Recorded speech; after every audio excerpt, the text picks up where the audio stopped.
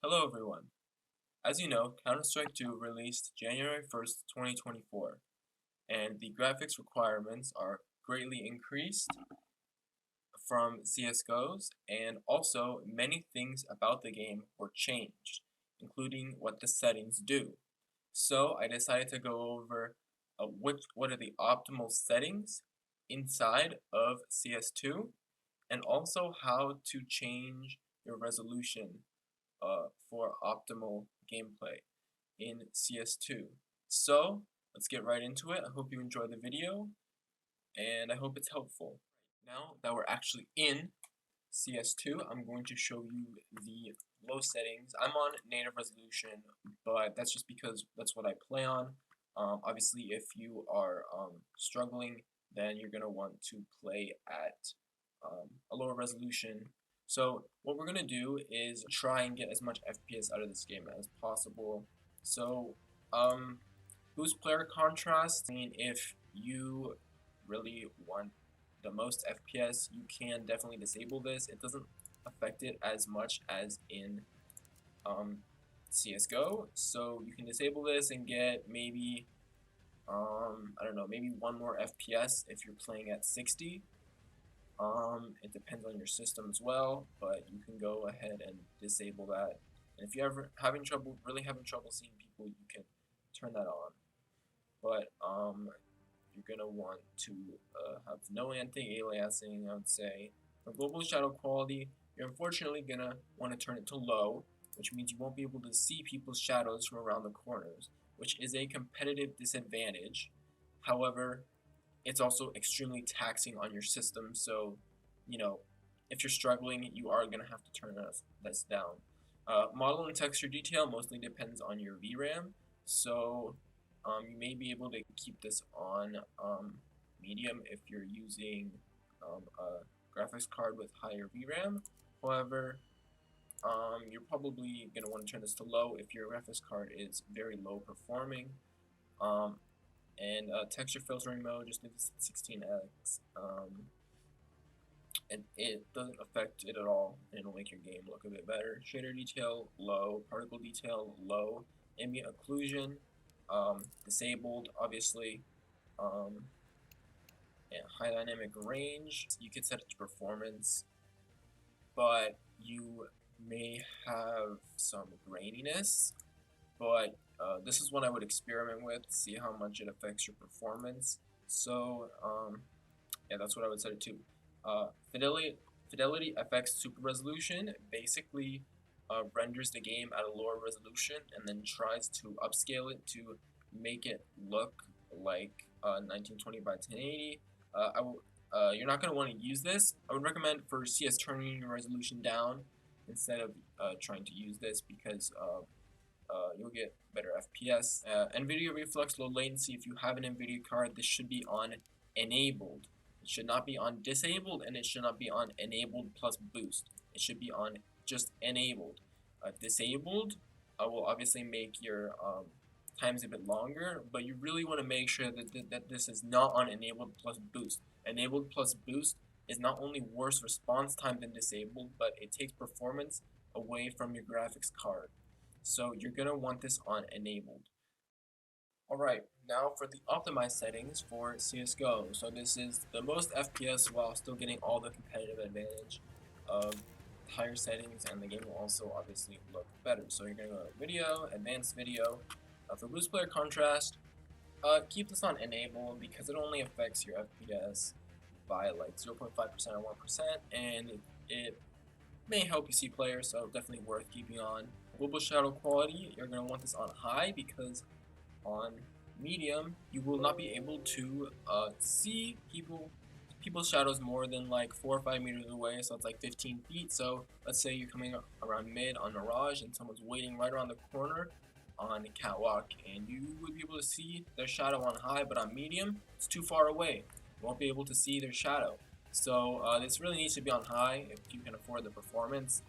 Either low or high, medium is kind of pointless. But yeah, this really should be on high. If you have a 4090 or something, you can turn this on very high. Model texture detail, I would keep on medium, as some people have reported with good graphics cards that you actually get better performance on medium than on low. and your game will also look much better, just much more consistent. See, I'm going to start with 16x. Shader detail and particle detail you can keep on low. As far as I know, they don't affect anything. Ambient occlusion, it's less important than global shadows, but as you can see, the guy's shadow here, you can see it against the wall, even on medium. So you're gonna want this on medium, at least if possible. You could turn it to high if you want, but high is a pretty fair performance cost. So personally, I would keep this on medium. High dynamic range, quality, super resolution disabled, obviously. And again, I mentioned this in the other one. NVIDIA reflexive latency needs to be on enabled. Enabled plus boost is terrible. It will make your game run worse. It'll make your latency worse than even disabled. So yeah, enabled is by far the best. If you have an NVIDIA graphics card, make sure this is on enabled. Now for audio, there's only one setting that you really care about, and it is perspective correction. This needs to be off. Basically what this does is it makes it seem like the sound is coming from your screen instead of from actually around you, like in literally every other game ever. So this is going to be extremely confusing. It's going to sound like everything is like way in front of you. You won't be able to hear anything. This needs to be off. This is one of the most important settings. You will not be able to hear anything. Turn this off. Now, because CS2 is graphically intensive, for minimum settings, you may want to drop your resolution. So I'm going to show you how to change your resolution for NVIDIA and Intel. And I'm going to show you how to create a custom resolution. And so what we're going to do first is we're going to go and open NVIDIA control panel. This is for NVIDIA. For Intel, it's a little different. But you're going to come here to adjust desktop size and position. Now, if you are on 4x3 and you want stretched res, like a lot of professional players use, you're going to come here, select full screen, and select apply. Now, if you want black bars, like you're playing on a 4x3 monitor, you're going to select aspect ratio. Now, to actually select a resolution, you're going to come to these resolutions right here. You are going to come to 1920 by 1080, and you can select any of these that they have here.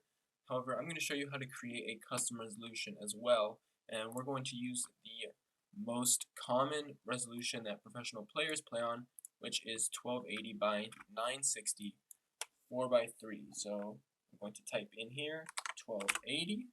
I'm going to type in here 960, and you're going to want to use whatever resolution your monitor is. So my main monitor is 144 hertz.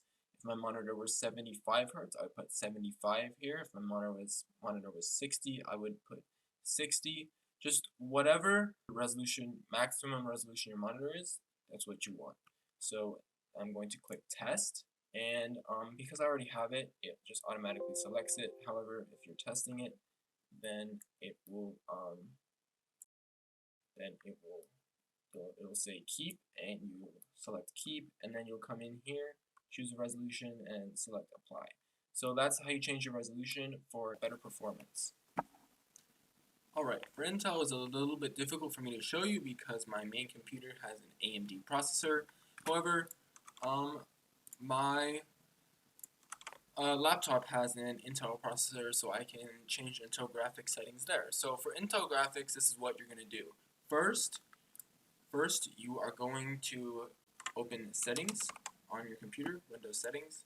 Then you're going to type in resolution, and if I can spell, resolution, change resolution of the display. It's in display settings, system display, and you're going to go and you're going to select whatever resolution you want.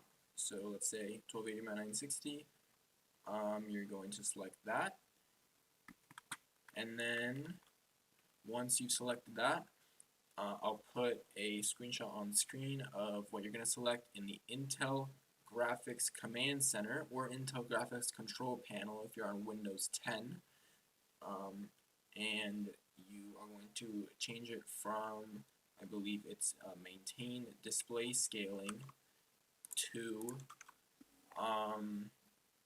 stretched, and then it'll actually stretch. Obviously, if you want black bars, you can leave it as is, but most people want stretched. So yeah, that's how you change your graphics settings on Intel. Alright, well, that's it. You've optimized your CSGO settings. You know the best settings for very low and the best settings for optimized medium settings where you still get all the competitive advantage, but you can still get good FPS. Thank you so much for watching. I hope you enjoyed this, and I hope it helps you get good FPS in Counter-Strike 2. Thank you.